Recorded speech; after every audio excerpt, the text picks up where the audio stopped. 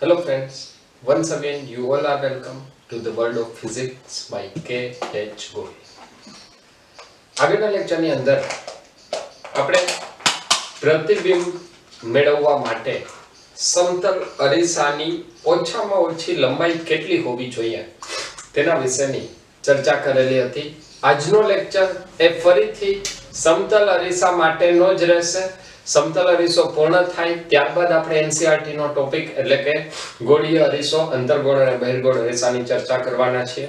તો આજના લેક્ચરની અંદર બે સમતલ અરીસાને જો અલગ અલગ સ્થિતિમાં રાખવામાં આવે તો તેના વડે રચાતા પ્રતિબિંબની સંખ્યા કેટલી હોય, અને જો બે અરીસાને કંઈક કોણે રાખવામાં આવે તો તેના દ્વારા રચાતા પ્રતિબિંબની સંખ્યા કેટલી હોય, અને છેલ્લે આ સંખ્યા માટેનું એક શોર્ટકટ એટલે કે એક સૂત્ર પણ તમને આપવાનો છું. તો તમારા બધાનું ફરીથી એક ખૂબ જ સરસ મજાનો ટોપિક સમતલ અરીસા દ્વારા રચાતા પ્રતિબિંબમાં ફરી એક વખત સ્વાગત છે. તો આપણે આજના લેક્ચરની શરૂઆત કરીએ. સૌથી પહેલા એક ખૂબ જ સરળ એવા ટોપિકથી શરૂઆત કરીએ. બે સમતલ અરીસાઓ છે, જે સમતલ અરીસાઓ એકબીજાને સમાંતર રાખેલા છે.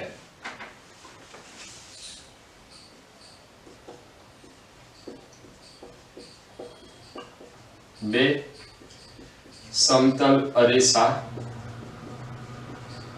એકબીજાને સમાંતર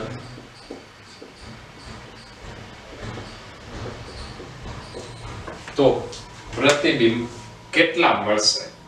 આ બે સમતલ અરીસાઓ એકબીજાને સમાંતર રાખેલા હોય તો એની અંદર કેટલા પ્રતિબિંબ મળે? એ પ્રતિબિંબ માટે આપણે બે શક્યતાઓ વિચારી શકીએ. એ તમને ક્વેશ્ચનની અંદર કઈ સ્થિતિઓ આપેલી છે એ સ્થિતિ પ્રમાણે તમારે નક્કી કરવું પડશે. દાખલા તરીકે હું અહીંયા તમને એક સ્થિતિ આપું છું કે બે અરીસાઓ માની લઈએ કે આવી રીતે રાખેલા છે.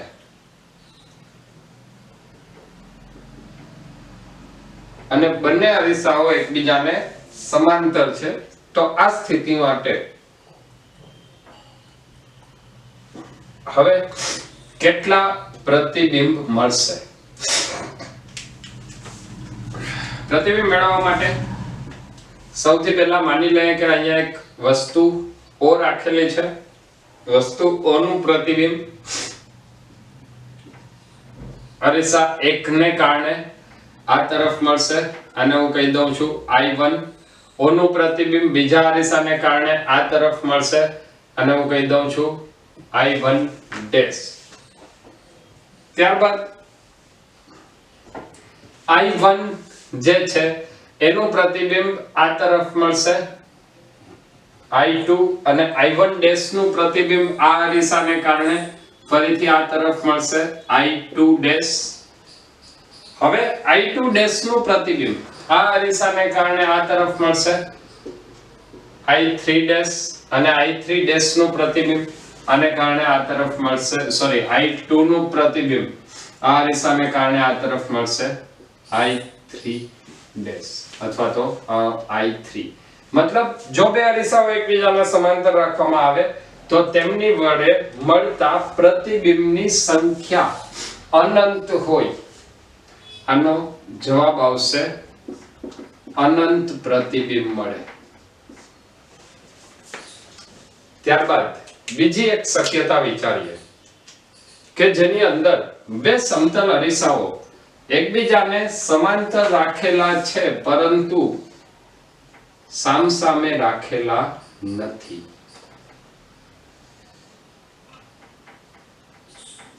બે સમતલ અરીસાઓ એકબીજાને સમાંતર રાખેલા છે પરંતુ સામસામે રાખેલા નથી. આ સ્થિતિમાં એનું જો આપણે પ્રતિબિંબ મેળવવું હોય તો હવે તમે અહીંયા વિચારી શકો કે એક પ્રતિબિંબ આ અરીસા દ્વારા મળવાનું છે. આ અરીસા દ્વારા જે પણ પ્રતિબિંબ મળશે એ પ્રતિબિંબ આ અરીસા દ્વારા પ્રતિબિંબ બનાવી શકશે નહીં, મતલબ એકબીજા માટે આભાસી વસ્તુ તરીકે વર્તશે નહીં. તો આ સ્થિતિમાં બંને અરીસા દ્વારા માત્ર એક એક પ્રતિબિંબ મળે.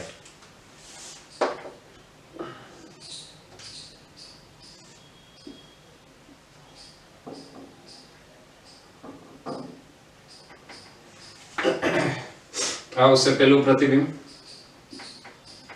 I1 અને બીજા અરીસા માટે ફરીથી એ જ વસ્તુ.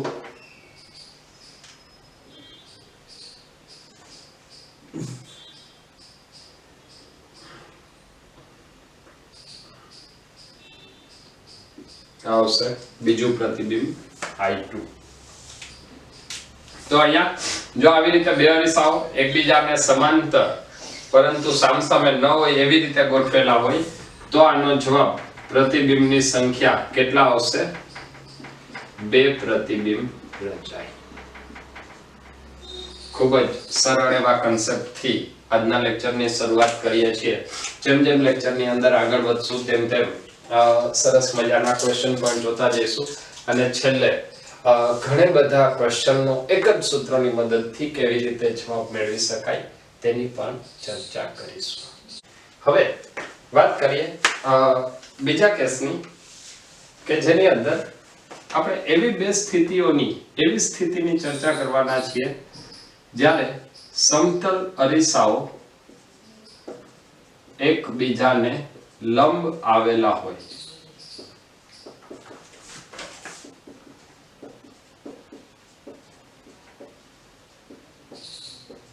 તો એકબીજાને લંબ હોય ત્યારે પ્રતિબિંબની સંખ્યા કેટલી મળે? આ લંબ માટે ફરીથી આપણે બે સ્થિતિઓનો વિચાર કરશું. સૌથી પહેલા પહેલી આકૃતિ માટે આપણે પરિણામ મેળવી લઈએ, ત્યારબાદ બીજી આકૃતિની ચર્ચા કરશું. પહેલી આકૃતિ માની લઈએ કે આપણને આવી કંઈક આપેલી છે. આ એક સમતલ અરીસો,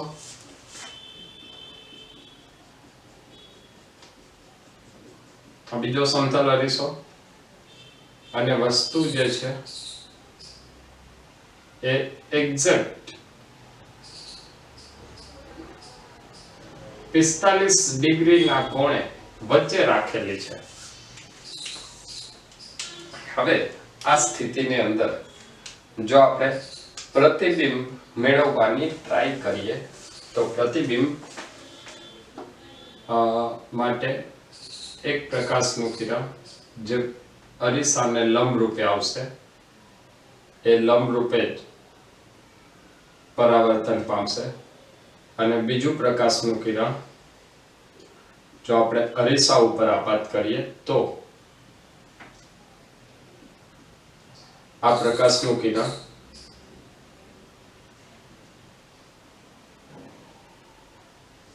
અરીસામાંથી પરાવર્તન પામી અને દૂર તરફ જાય. જો આ બંનેને પાછળ તરફ લંબાવીએ તો આ જે વસ્તુ O છે તેનું પહેલું પ્રતિબિંબ, એને હું નામ આપું છું I1 મળશે.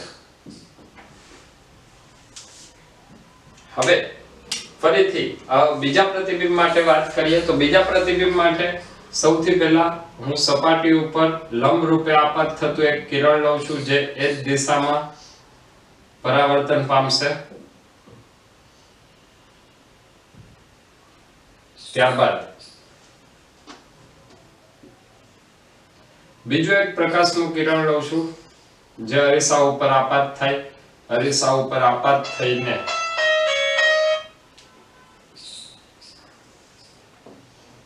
પરાવર્તન પામશે ત્યારે બીજું એક પ્રતિબિંબ એ મળશે I2. હવે જો અહીંયા ત્રીજા પ્રતિબિંબની વાત કરીએ તો ત્રીજું પ્રતિબિંબ એ પણ બે કિરણોના મળવાથી બનવાનું છે. હવે એ ત્રીજું પ્રતિબિંબ કેવી રીતે મળે એને તમે બે રીતે વિચારી શકો. પહેલું તો અહીંયા હું એક બે કિરણોથી જે પ્રેક્ટિકલી થાય છે એ વાત વિચારીએ. એક કિરણ અહીંયા આપાત થયું, એક કિરણ પરાવર્તન પામશે, પરાવર્તન પામીને દૂર તરફ જશે. બીજું કિરણ ફરીથી કોઈ એક બિંદુએ આપાત કરીએ, એ આપાત થઈને અહીંયા જશે, ત્યાંથી પરાવર્તન પામી અને ફરીથી દૂર તરફ જશે. આ બંનેને જો તમે પાછળ તરફ એક્સટેન્ડ કરશો, મતલબ જો આ બંનેને આપણે પાછળ તરફ લંબાવીએ તો આપણને ત્યાં એક ત્રીજું પ્રતિબિંબ I3 મળશે.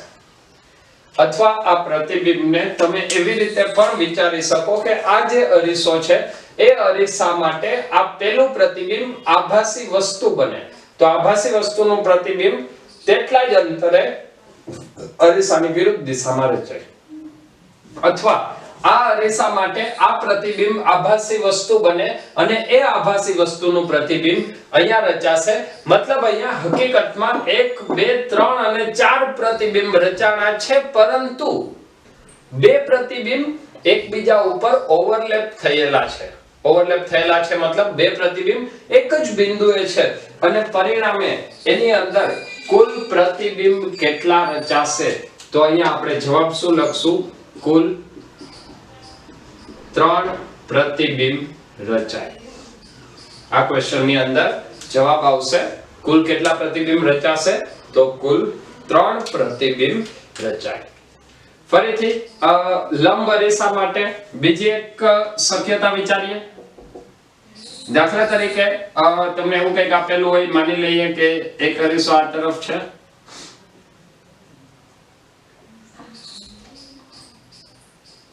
અહીંયા ક્યાંક એક વસ્તુ છે અને બીજો અરીસો પહેલા અરીસાને લંબ રૂપે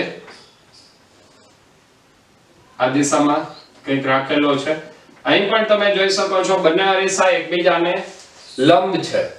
હવે તમારે આ બિંદુવત વસ્તુનું પ્રતિબિંબ મેળવવું છે. બિંદુવત વસ્તુનું પ્રતિબિંબ મેળવવું હોય તો એના માટે ફરીથી તમારે બે કિરણોને ભેગા કરવા પડશે. પહેલું કિરણ જે અરીસા ઉપર આપાત થાય એ પરાવર્તન પામે અને બીજું કિરણ જેટલા કોણે આપાત થાય એટલા જ કોણે એ પરાવર્તન પામે, અને જો એને આપણે પાછળ તરફ લંબાવીએ તો એ જ્યાં છેદશે ત્યાં આપણને આ વસ્તુનું પ્રથમ પ્રતિબિંબ I1 મળશે. ત્યારબાદ હજી એક બીજું પરિણામ મેળવીએ, બીજું પ્રતિબિંબ મેળવીએ. જો અરીસા ઉપર આપાત થાય તો એ જ દિશામાં પાછું પરાવર્તન પામશે, ને જો બીજું કિરણ અરીસા ઉપર કંઈક કોણે આપાત થાય તો એ એટલા જ કોણે પરાવર્તન પામે, અને જો એને પાછળની તરફ આપણે લંબાવીએ તો આપણને ફરીથી બીજું એક પ્રતિબિંબ મળશે. એ પ્રતિબિંબ મળશે I2. તો આ ક્વેશ્ચન ની અંદર બંને અરીસાઓ એકબીજાને લંબ રૂપે રાખેલા છે, પરંતુ બંને અરીસા દ્વારા મળતું પ્રતિબિંબ કુલ કેટલા પ્રતિબિંબ મળશે? તો આની અંદર જવાબ આવશે 2 પ્રતિબિંબ મળે.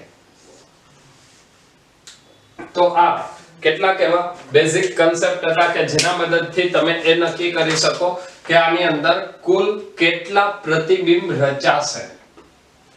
હવે જે વાત કરવાની છે એ આવશે કે બે અરીસા જ્યારે એકબીજાથી કંઈક કોણે ગોઠવેલા હોય તો એ સ્થિતિમાં કુલ પ્રતિબિંબ કેટલા રચાય. તો એના માટે હવે આપણે ચર્ચા કરીશું. અત્યાર સુધીમાં આપણે આકૃતિની મદદથી એક કન્સેપ્ટ ક્લિયર કર્યો કે સમતલ અરીસા વડે કેવી રીતે પ્રતિબિંબ રચી શકાય, અને બે અરીસા માટે સામાન્ય રીતે સમાંતર અને કાટખૂણા માટેની એક 4 બેઝિક સ્થિતિનો વિચાર કર્યો, જેની મદદથી કેટલા પ્રતિબિંબ મળશે તે આપણે નક્કી કર્યું.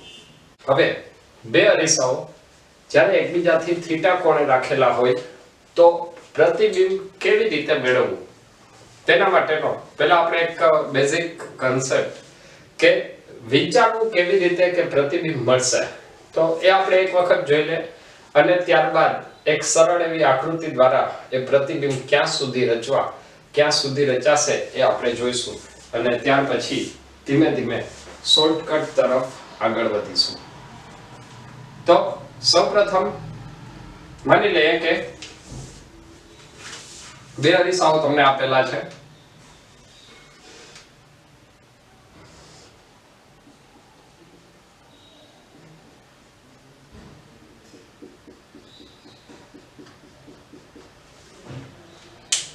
બે અરીસાઓની વચ્ચે ક્યાંક એક વસ્તુ O રાખેલી છે.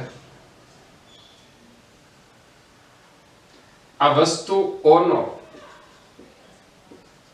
પેલા અરીસા સાથેનો કોણ એ આલ્ફા છે અને બીજા અરીસા સાથેનો કોણ બીટા છે. તો સૌથી પહેલા તો આપણને અહીંયા પહેલું પ્રતિબિંબ મળશે. જે પહેલું પ્રતિબિંબ m1 અને m2 ને કારણે મળશે. તો m1 ને કારણે જે પ્રથમ પ્રતિબિંબ રચાશે કેટલા કોણે રચાશે? m1 થી આલ્ફા કોણે. તો આ મળશે પહેલું પ્રતિબિંબ, એને હું કહું છું I1 અને એનો કોણ કેટલો આવશે? આલ્ફા જેટલો. એવી જ રીતે m2 થી પહેલું પ્રતિબિંબ રચાશે, એને હું નામ આપું છું I2. આ પ્રતિબિંબ કેટલા કોણે? બીટા કોણે. હવે અહીંયા ફરીથી આપણે એક વાત વિચારી શકીએ કે જે I1 છે એ બીજા અરીસા માટે આભાસી વસ્તુ તરીકે વર્તે. તો જો I1 બીજા અરીસા માટે આભાસી વસ્તુ તરીકે વર્તતું હોય તો અહીંયાથી I1 નો જેટલો કોણ છે એટલો જ કોણ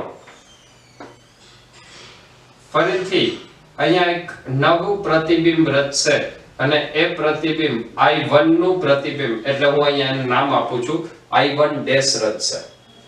જ્યારે આ પ્રતિબિંબ I2 છે તો પેલા અરીસાનો I2 સાથેનો કોણ જેટલો છે એટલા જ કોણે ફરીથી અહીંયા એક બીજું પ્રતિબિંબ રચાશે. જે પ્રતિબિંબને હું નામ આપું છું I2 નું પ્રતિબિંબ છે, એટલે એને હું લખું છું I2 ડેશ. જો આના આપણે ખૂણાની વાત કરીએ તો પહેલા પ્રતિબિંબ માટે બીજા અરીસા માટે આપણે વાત કરી કે I1, તો બીજા અરીસા માટે I1 નો કોણ કેટલો? 2 આલ્ફા પ્લસ બીટા. તો બીજા અરીસા સાથે I ડેશ નો કોણ કેટલો થાય? 2 આલ્ફા પ્લસ બીટા જેટલો. પ્રથમ અરીસા માટે I2 નો કોણ કેટલો? Alpha plus 2 beta. તો પ્રથમ અરીસાથી જે પ્રતિબિંબ બચ્યું, પ્રતિબિંબ જે રચાય છે એનો કોણ કેટલો થશે? Alpha plus 2 beta. અહીંયા આવા પ્રતિબિંબ ક્યાં સુધી રચી શકાય? તો આ પ્રતિબિંબ રચવા માટે હવે આપણે એક શરત લેશું કે પ્રતિબિંબ ત્યાં સુધી મળશે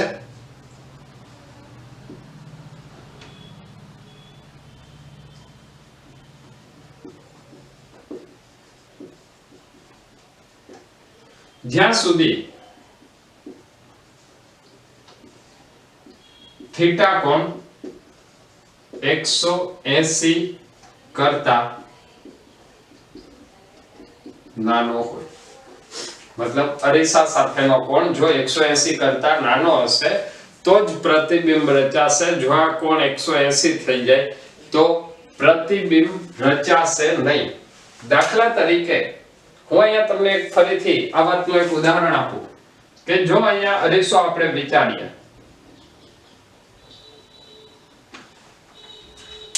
તો અહીંયા હું એક વસ્તુ વિચારું છું. એ વસ્તુ માની લઈએ કે અહીંયા રાખેલી છે અરીસાને સપાટી ઉપર. તો આ અરીસાથી આ વસ્તુનો કોણ કેટલો થશે? 180 નો. આ 180 ના કોણ માટે આનું પ્રતિબિંબ રચાશે નહીં. જો આ વસ્તુ અહીંયા ક્યાંક હોત તો એનું પ્રતિબિંબ આપણને મળે. મતલબ ખૂણો જ્યાં સુધી 180 કરતા નાનો હોય ત્યાં સુધી પ્રતિબિંબ રચાશે. 180 કરતા મોટા ખૂણા માટે પ્રતિબિંબ રચાવાનું નથી. આ જ આકૃતિને જો થોડીક સરળ બનાવીને આપણે વિચારવી હોય તો એને આપણે સરળ આકૃતિના સ્વરૂપમાં કંઈક આવી રીતે વિચારી શકીએ. દાખલા તરીકે આ પહેલા બે અરીસા, પહેલા અરીસાને હું કહું છું m1, બીજા અરીસાને કહું છું m2. આ બંને વચ્ચેનો કોણ કેટલો આપેલો છે? આલ્ફા પ્લસ બીટા જેટલો. બંને અરીસા વચ્ચેનો કોણ છે આલ્ફા પ્લસ બીટા જેટલો. તો આ આલ્ફા પ્લસ બીટા જેટલા કોણ માટે હવે જે પ્રતિબિંબ રચાશે એ પ્રતિબિંબનો કોણ કેટલો થાય? તો સૌથી પહેલા તો પહેલું પ્રતિબિંબ જે રચાણું એ અહીંયા આવશે આલ્ફા કોણે. બીજું પ્રતિબિંબ બીટા કોણે. ત્યારબાદ જે ત્રીજું પ્રતિબિંબ આવશે એ આ ખૂણો પ્લસ બીટા જેટલો આવશે. એટલે અહીંયા આવશે આલ્ફા પ્લસ 2 બીટા. અને એની સાથે બંને અરીસા વચ્ચેનો કોણ, તો બંને અરીસા વચ્ચેનો કોણ બદલાતો નથી. તો આ બીજા અરીસા માટે 2 આલ્ફા પ્લસ બીટા. આવી જ રીતે આગળ પ્રતિબિંબ રચાતા જશે. આ પ્રતિબિંબ ક્યાં સુધી રચાશે? જ્યાં સુધી કોણ 180 કરતા મોટો ન થાય ત્યાં સુધી. જો ખૂણો 180 કે 180 કરતા મોટો થઈ જાય તો ત્યાં પ્રતિબિંબ રચાવાનું નથી. મતલબ આ મૂલ્ય તમારે ચેક કરવું પડશે. જ્યાં સુધી એ મૂલ્ય 180 કરતા નાનું મળે છે ત્યાં સુધી આ પ્રક્રિયાને તમારે આગળ કરતી જવાની છે. હવે આ જ વસ્તુને થોડું વધારે સમજવા માટે આના ઉપર આપણે એક બે ઉદાહરણ લઈશું અને ત્યારબાદ આના ઉપરથી ફરીથી એક નવા પરિણામ તરફ આગળ વધીશું. હવે એવા એક બે ઉદાહરણ લઈએ કે જેની મદદથી આ કન્સેપ્ટ વધારે ક્લિયર થાય. દાખલા તરીકે તમને ક્વેશ્ચનની અંદર એવું આપેલું હોય કે બે અરીસા વચ્ચેનો કોણ 50 ડિગ્રીનો છે. બે અરીસા વચ્ચેનો કોણ 50 ડિગ્રીનો છે અને વસ્તુ સાથે એક અરીસો 30 ડિગ્રીનો અને એક અરીસો 20 ડિગ્રીનો કોણ બનાવે છે. તો આ સ્થિતિ માટે બંને અરીસા માટે મળતા પ્રતિબિંબની સંખ્યા અથવા કુલ પ્રતિબિંબની સંખ્યા નક્કી કરો. તો આના માટે સિમ્પલ આપણે આકૃતિના સ્વરૂપમાં જ રજૂઆત કરવાની છે. માની લઈએ આને હું કહી દઉં છું m1, આને કહી દઉં છું m2. તો m1 અને m2 વચ્ચેનો કોણ કેટલો? 50 ડિગ્રી. આ m1 આવશે m2. m1 માટે પહેલું 30 ડિગ્રીએ પ્રતિબિંબ મળે, બીજું 20 ડિગ્રીએ મળશે. બંનેનો કોણ કેટલો? બંને વચ્ચેનો કોણ 50 ડિગ્રી. ત્યારબાદ એના પછીના બે પ્રતિબિંબનો જો આપણે વિચાર કરીએ તો એના પછીના નેક્સ્ટ બે પ્રતિબિંબ 50 ને 20 70 ડિગ્રી અને 30 ને 50 80 ડિગ્રી. બે અરીસા વચ્ચેનો કોણ કેટલો રહેશે? 50 ડિગ્રી. હજી એક વખત ચેક કરો, બંને કોણ 180 કરતા મોટો છે નહીં. ના હોય તો હજી આગળ આપણે પ્રતિબિંબ લઈ જવા પડશે. 8 ને 5 13 130 ડિગ્રી અને 7 ને 5 12 120 ડિગ્રી. ત્યારબાદ ફરીથી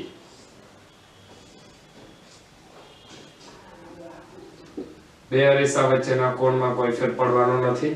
130 ને 50 180 120 ને 50 170 ડિગ્રી.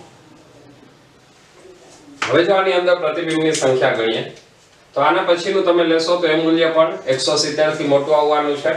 તો 180 વાળું પ્રતિબિંબ રચી શકવાનું નથી એટલે પ્રતિબિંબની સંખ્યા મળશે 1 2 3 4 5 6 અને 7. આ 180 છે જે પ્રતિબિંબ રચશે નહીં. તો અહીંયા કુલ કેટલા પ્રતિબિંબ મળે?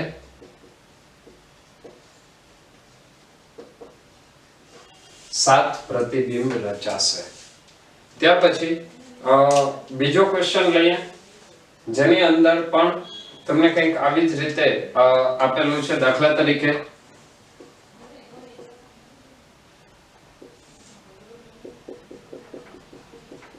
એક અરીસો m1 અને એક અરીસો m2 લઈ લઈએ.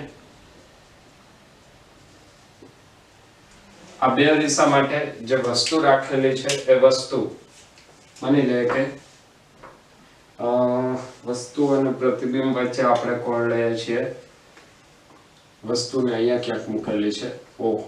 આ ખૂણો 25 ડિગ્રીનો અને આ ખૂણો છે 45 ડિગ્રીનો. તો ફરીથી આપણે પ્રતિબિંબ મેળવવા છે. પ્રતિબિંબ મેળવવા માટે m1 અને m2 બે અરીસા. m1 અને m2 માટેના કોણની પહેલા વાત કરીએ તો 25 ને 45 કેટલો આવશે? 70 ડિગ્રી. બે અરીસા વચ્ચેનો કોણ 70 ડિગ્રી. પહેલું પ્રતિબિંબ m1 દ્વારા 25 ડિગ્રીએ રચાય અને m2 દ્વારા 45 ડિગ્રીએ બંને 180 થી નાના. ફરી પાછું પ્રતિબિંબ આગળ રચવા પડશે. આગળ પ્રતિબિંબ રચશું તો 45 ને 70 115 અને 70 ને 25 95 બંને વચ્ચેનો કોણ 70 ડિગ્રી. ફરીથી પ્રતિબિંબ આગળ વિચારીએ, બંને વચ્ચેનો કોણ 70 ડિગ્રી. 95 ને 70 તો 95 ને 70 એ આવશે 165 ડિગ્રી અને 115 ને 70 185 ડિગ્રી. 185 ડિગ્રી એ 180 કરતા મોટું છે, જે પ્રતિબિંબ રચશે નહીં. તો હવે અહીંયા આપણે પ્રતિબિંબ જોતા જઈએ કેટલા મળશે. તો પહેલું પ્રતિબિંબ 25 ડિગ્રીએ, બીજું પ્રતિબિંબ 45 ડિગ્રીએ, ત્રીજું 95, ચોથું 115 અને પાંચમું 165. તો કુલ પ્રતિબિંબ કેટલા મળશે? 5 પ્રતિબિંબ મળશે. ફરીથી એક વખત એક અગત્યની શરત છે, શરત તમને યાદ કરાવી દઉં. જ્યાં સુધી અરીસા સાથેનો કોણ 180 ડિગ્રી થતો નથી ત્યાં સુધી પ્રતિબિંબ મળશે. જ્યારે કોણ 180 કે એનાથી મોટો થાય ત્યારે પ્રતિબિંબ મળવાનું નથી. ફરીથી આવા જ એક બે ક્વેશ્ચન દ્વારા આ કન્સેપ્ટને વધારે ક્લિયર કરીશું અને એની સાથે સાથે એની અંદર એક વધારાની નવી વસ્તુ ઉમેરવી છે. તો સૌપ્રથમ એના હજી એક બે ઉદાહરણ લઈએ જેની મદદથી આ કન્સેપ્ટ વધારે ક્લિયર થાય. માની લઈએ કે આપણે જે આગળ ક્વેશ્ચન લીધો હતો એ જ ક્વેશ્ચનને હું અહીંયા રિપીટ કરું છું. બે અરીસાઓ એકબીજાને લંબ રાખેલા છે. તો લંબ રાખેલા બે અરીસાઓ માટે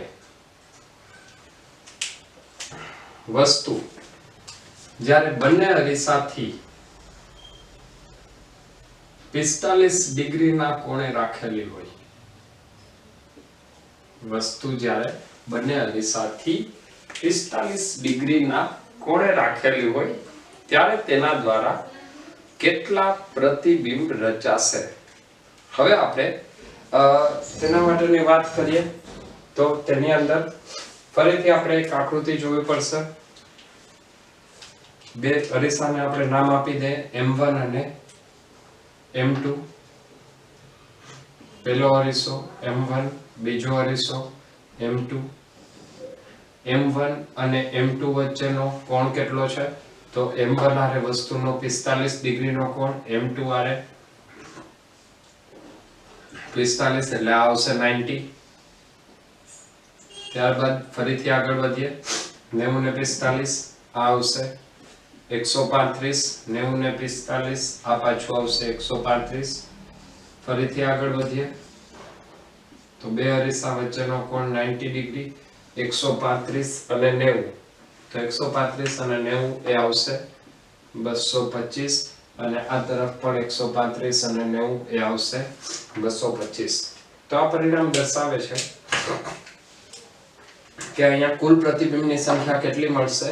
1 2 3 4 225. 180 કરતા મોટું એટલે પ્રતિબિંબ રચશે નહીં. તો અહીંયા કુલ પ્રતિબિંબ કેટલા મળશે? તો જવાબ આવશે 4 પ્રતિબિંબ રચાય. 4 પ્રતિબિંબ રચાશે. ત્યારબાદ આવો જ એક હજી એક નવો ક્વેશ્ચન જોઈ અને એના માટે એક પરિણામ આપણે મેળવીએ. દાખલા તરીકે તમને એની અંદર એવું કીધેલું છે કે બે અરીસા આપેલા છે.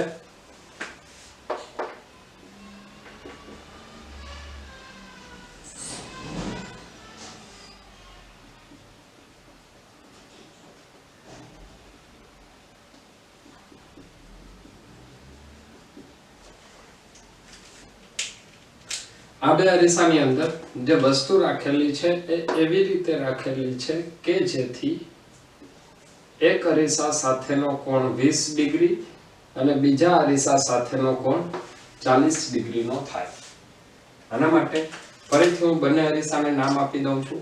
આ અરીસો M1, આ અરીસો M2. તો આપણે આકૃતિની શરૂઆત કરશું. પહેલો અરીસો M1, બીજો અરીસો M2. બંને વચ્ચેનો કોણ કેટલો છે?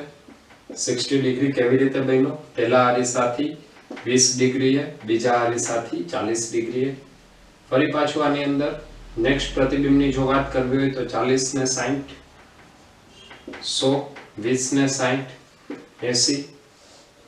તો ફરીથી આગળ પ્રતિબિંબ વિચારવા પડશે. આ 60 ડિગ્રી, 60 ડિગ્રી આ બાજુ આવશે 160 અને આ તરફ આવશે 140. ફરીથી આગળ જો આપણે 60 ડિગ્રીએ વિચારીએ તો આગળના પ્રતિબિંબ હવે શક્ય બનશે નહીં. આ થશે 140 ને 60, 200 અને આ થશે 160 ને 60, 220. આ સ્થિતિમાં ફરીથી એક નવો કન્સેપ્ટ આવશે. એ કન્સેપ્ટ પહેલા આપણે સમજી લઈએ. આ પહેલું પ્રતિબિંબ 20 ડિગ્રી, બીજું પ્રતિબિંબ 40 ડિગ્રી, ત્રીજું પ્રતિબિંબ 80 ડિગ્રી, ચોથું પ્રતિબિંબ 100 ડિગ્રી, પાંચમું પ્રતિબિંબ 140 અને છઠ્ઠું 160. આ બંને પ્રતિબિંબ રચવાના નથી. પરંતુ જો તમે અહીંયા આ ત્રણેય કોણનો સરવાળો કરશો તો એક અગત્યનું પરિણામ આપે છે. જો એ ત્રણેય ખૂણાનો સરવાળો 360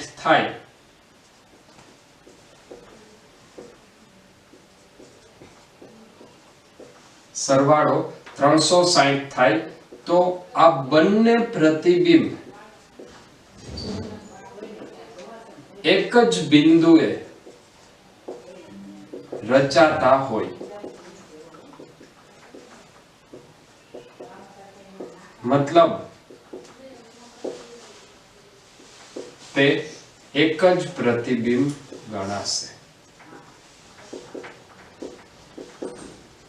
તો અહીંયા જવાબમાં કુલ પ્રતિબિંબ કેટલા મળ્યા? 1, 2, 3, 4, 5 અને 6.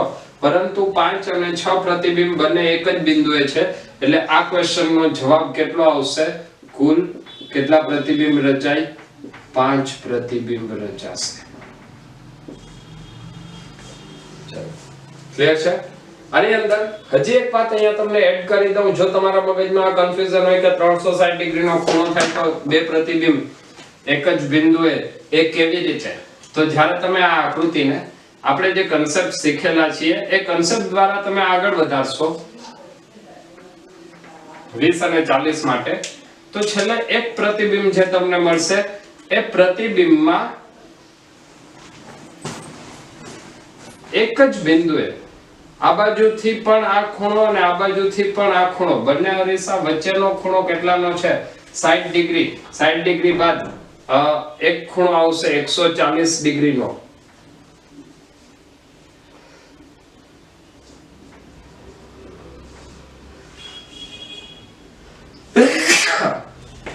અને બીજો ખૂણો છે એ આવશે 160 ડિગ્રીનો. તો આ ત્રણ ખૂણા એક વર્તુળ પૂરું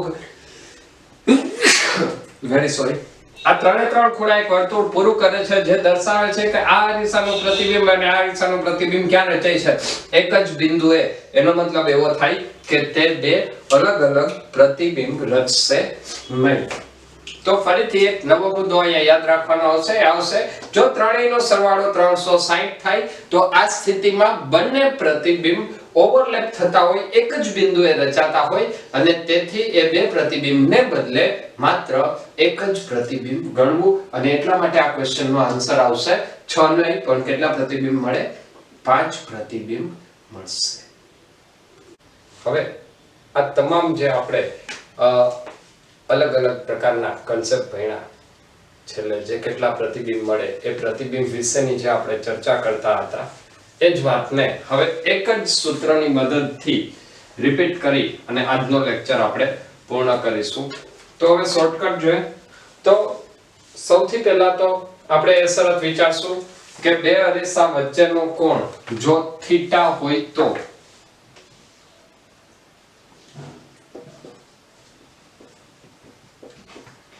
બે અરીસા વચ્ચેનો કોણ થીટા હોય તો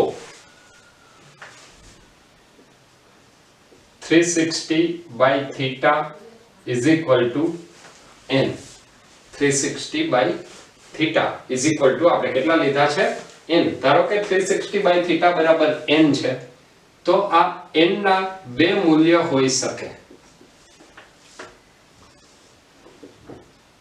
એક n બેકી સંખ્યા હોય मतलब इवन હોય અને એક n એકી સંખ્યા હોય. બેકી સંખ્યાની અંદર ફરીથી બે શક્યતાઓ રહેશે. એ શક્યતાઓ હું તમને કહી દઉં છું. એક વસ્તુ બંને અરીસાથી સમાન કોણે હોય અને વસ્તુ બંને અરીસાથી જુદા જુદા કોણે હોય.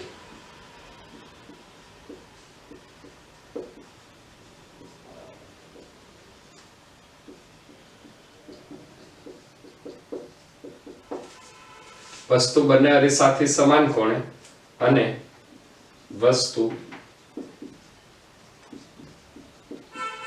બંને અરીસાથી જુદા જુદા કોણે આવેલી હોય. આ બંનેની અંદર જે આપણને પરિણામ મળવાનું છે, જે આપણને જવાબ મળવાનો છે, એ જવાબ એક સરખો જ મળશે અને એની અંદર પ્રતિબિંબની સંખ્યા આવશે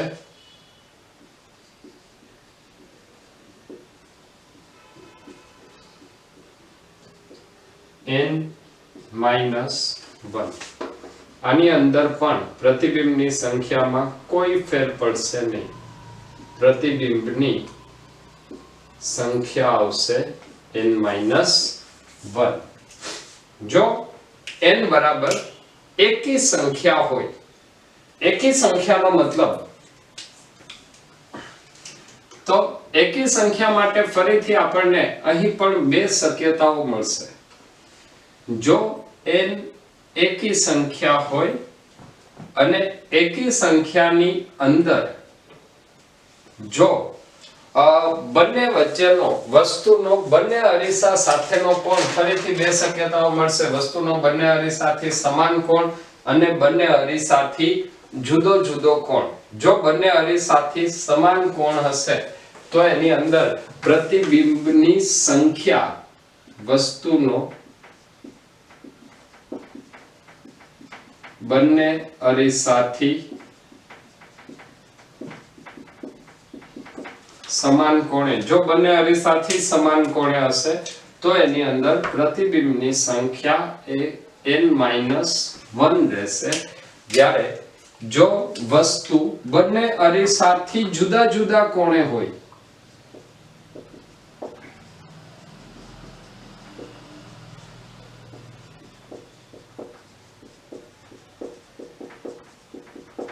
બંને અરીસાથી જુદા જુદા કોણે હોય તો આ સ્થિતિની અંદર એની અંદર પ્રતિબિંબની સંખ્યા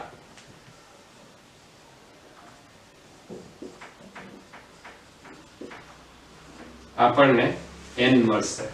જ્યારે બાકીના બધા કેસમાં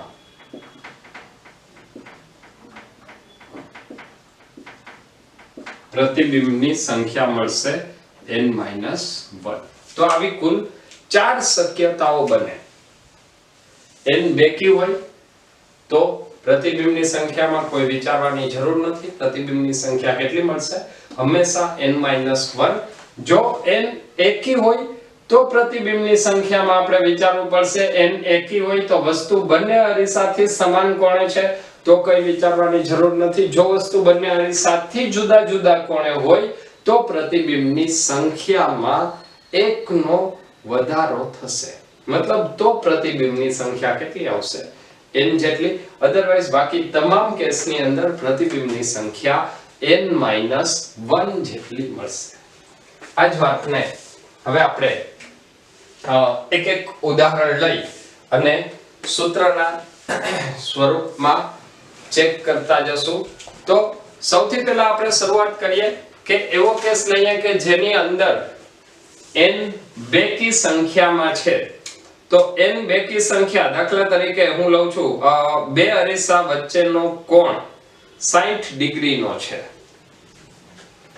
બે અરીસા વચ્ચેનો કોણ 60 ડિગ્રીનો છે. જો બે અરીસા વચ્ચેનો કોણ થીટા બરાબર 60 ડિગ્રી હોય તો એના માટે ફરીથી બે શક્યતાઓ મળશે. બંને શક્યતાઓ આપણે જોઈ લઈએ. દાખલા તરીકે અહીંયા હું પહેલું ઉદાહરણ લઉં છું. થીટા બરાબર 60 ડિગ્રી તો 360 બાય થીટા એટલે 360 બાય 60 તો એ આવ્યું 6 અને એ કેવી સંખ્યા થઈ? બેકી સંખ્યા.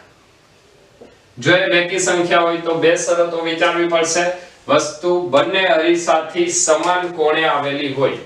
વસ્તુ બંને અરીસાથી સમાન કોણે એનો મતલબ કે વસ્તુને ક્યાં મૂકેલી છે? 30 ડિગ્રીએ. તો બે અરીસા વિચારવા પડશે. M1 M2 બંને વચ્ચેનો કોણ 60 ડિગ્રી. પહેલા અરીસા સાથે 30 ડિગ્રી, બીજા અરીસા સાથે 30 ડિગ્રી. ફરી પાછા આગળ આપણે બે પ્રતિબિંબ વિચારશું. 90 ડિગ્રી 90 ડિગ્રી. ફરી પાછા આગળ બે પ્રતિબિંબ વિચારશું 60 ડિગ્રી માટે. આ આવશે 150 ડિગ્રી. આ પણ આવશે 150 ડિગ્રી. બંને અરીસા વચ્ચેનો કોણ આવશે 60 ડિગ્રી. ત્યાર પછી આગળ આવશે 2 110. સૌથી પહેલી શરત આપણે જેમ ભણેલા છીએ એમ આ પ્રતિબિંબની સંખ્યા લખી નાખીએ. 1 2 3 4 5 6. આ પ્રતિબિંબ રચશે નહીં. 180 કરતા મોટો પર. આ ઉપરાંત જો હજી તમે ઓબ્ઝર્વ કરશો તો 150 60 અને 150 એ શું દર્શાવે છે? 150 60 અને 150 નો ખૂણો 360 ડિગ્રીનો. આનો મતલબ પ્રતિબિંબ નંબર 5 અને 6 કેવા ઓવરલેપ થયેલા. પ્રતિબિંબ 5 અને 6 ઓવરલેપ. તો અહીંયા કુલ પ્રતિબિંબ કેટલા આવશે? કુલ પ્રતિબિંબની સંખ્યા કેટલી? તો અહીંયા આપણને n બરાબર શું મળ્યું છે? n બરાબર 6. તો પ્રતિબિંબની સંખ્યા આમાં કેટલી મળી? n - 1. n - 1 એટલે 5. કેટલા પ્રતિબિંબ મળશે? 5 પ્રતિબિંબ મળે. ત્યાર પછી બીજી એક શક્યતા લઈએ કે જેની અંદર વસ્તુ બંને અરીસાથી જુદા જુદા કોણે આવેલી હોય. જો વસ્તુ બંને અરીસાથી જુદા જુદા કોણે આવેલી હોય તો એની અંદર ફરીથી વાત કરીએ. દાખલા તરીકે n બરાબર 6 જો લઉં છું. બંને વસ્તુને બંને અરીસા વચ્ચેનો કોણ લઈ લઈએ છીએ 60 ડિગ્રીનો. અને આ કોણ કેવી રીતે બનેલો છે? તો 60 ના હું બે ભાગ પાડું છું. દાખલા તરીકે 20/40. ચલો M1 અને M2. આમ તો 20/40 આપણે આગળ લઈ લીધા તો એ મૂલ્ય બદલીને હું કરું છું 15 અને 45. ચલો ફરીથી બે પ્રતિબિંબ વિચારવા પડશે. 45 ને 60, 105, 15 ને 60, 75. ખૂણો કેટલાનો? બે અરીસા વચ્ચે 60 ડિગ્રીનો. બે અરીસા વચ્ચે 60 ડિગ્રીનો ખૂણો. 75 ને 7 60, 135, 105 ને 60, 165. ફરી પાછો બંને વચ્ચેનો ખૂણો કેટલો? 60 ડિગ્રીનો. 165 ને 60, 225, 135 ને 60, 195. ચલો કેટલા પ્રતિબિંબ મળશે? એક વખત ગણતરી કરીએ. 1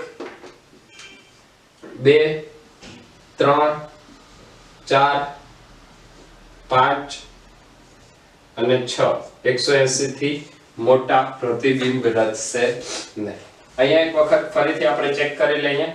135 અને 160, 300 ને 60, 360. એટલે ફરીથી આ બંને પ્રતિબિંબ ઓવરલેપ થશે તો કુલ પ્રતિબિંબની સંખ્યા કેટલી આવશે? n - 1 એટલે 5 પ્રતિબિંબ મળે. ચલો ક્લિયર છે આટલું? ફરી પાછું એક ઉદાહરણ લઈએ. હવે એવું લેવું છે કે જ્યાં n એકી સંખ્યા આવે. દાખલા તરીકે હું લઉં છું થીટા બરાબર 120 ડિગ્રી. થીટા બરાબર 120 તો 360 by theta is equal to 360 by 120 is equal to 3 તો અહીંયા n બરાબર 3 આવ્યું, જે કેવી સંખ્યા છે? એકી સંખ્યા. અને જો n બરાબર 3 એકી સંખ્યા હોય તો હવે શું વિચારવાનું? એના માટે બે શક્યતાઓ. વસ્તુ બંને અરીસાથી સમાન કોણે અથવા જુદા જુદા કોણે. પહેલી સ્થિતિ આપણે લઈએ બંને અરીસાથી સમાન કોણે. તો બંને અરીસાથી સમાન કોણે આવેલી હોય તો બે અરીસા વચ્ચેનો કોણ કેટલો? 120.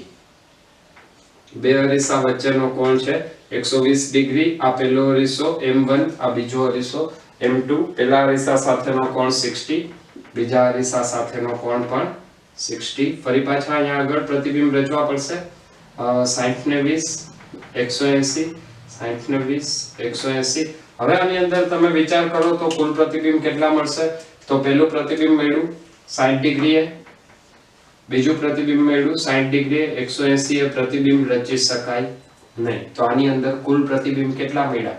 n બરાબર 3, 3 માઇનસ 1 એટલે n માઇનસ 1. કેટલા મળે છે પ્રતિબિંબ? સૂત્ર પરથી 2. અને ખરેખર પ્રતિબિંબ કેટલા મળે છે? 2. ચલો ફરીથી આ વાતને થોડી આગળ વધારીએ, છેલ્લા કેસ તરફ આગળ વધીએ. પ્રતિબિંબની સંખ્યા n જેટલી મળે ક્યારે? વસ્તુ બંને અરીસાથી જુદા જુદા કોણે રાખેલી હોય. દાખલા તરીકે 120 માટે હું લઈ લઉં છું કે વસ્તુને એક અરીસાથી 90 ડિગ્રીના કોણે રાખેલી છે. બે અરીસા વચ્ચેનો કોણ કેટલો? 120 ડિગ્રી. પહેલા અરીસાથી 90 નો ખૂણો, બીજા અરીસાથી 30 નો ખૂણો. તો અહીંયા હવે પ્રતિબિંબ કેટલા મળશે? તો 120 અને 90 210, 120 ને 30 150. બંને વચ્ચેનો ખૂણો 120 ડિગ્રીનો, એટલે અહીંયા આગળ વિચારવાની કોઈ જરૂર છે નહીં. તો અહીંયા ફરીથી જોઈએ. પહેલું પ્રતિબિંબ મળશે પહેલા અરીસા માટે 90 ડિગ્રીએ, બીજું પ્રતિબિંબ 30 ડિગ્રીએ, ત્રીજું પ્રતિબિંબ 150 અને 210 વાળું પ્રતિબિંબ શક્ય નથી. તો અહીંયા કેટલા પ્રતિબિંબ મળે છે? 1, 2 અને 3. આપણું સૂત્ર શું કહે છે? પ્રતિબિંબ કેટલા મળવા જોઈએ? પ્રતિબિંબ મળવા માટેની શરત શું? 360 θ બરાબર n. n બરાબર બેકી સંખ્યા કે એકી સંખ્યા? જો n બરાબર બેકી સંખ્યા તો કોઈ પણ સ્થિતિમાં પ્રતિબિંબ કેટલા? n - 1. અને જો n બરાબર એકી સંખ્યા તો પ્રતિબિંબ કેટલા? n બરાબર એકી હોય તો બે વસ્તુ વિચારવી પડે. પ્રતિબિંબ સમાન કોણે? વસ્તુ બંને અરીસાથી સમાન કોણે? તો પ્રતિબિંબ n - 1. અને વસ્તુ બંને અરીસાથી જુદા જુદા કોણે? તો પ્રતિબિંબ n જેટલા મળશે.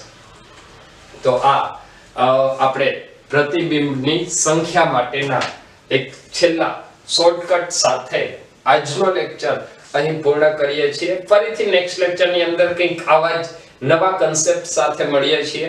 તો ખૂબ જ ઝડપથી નેક્સ્ટ લેક્ચરમાં મળીએ. ત્યાં સુધી બધા મહેનત કરતા રહો. Wish you all the best.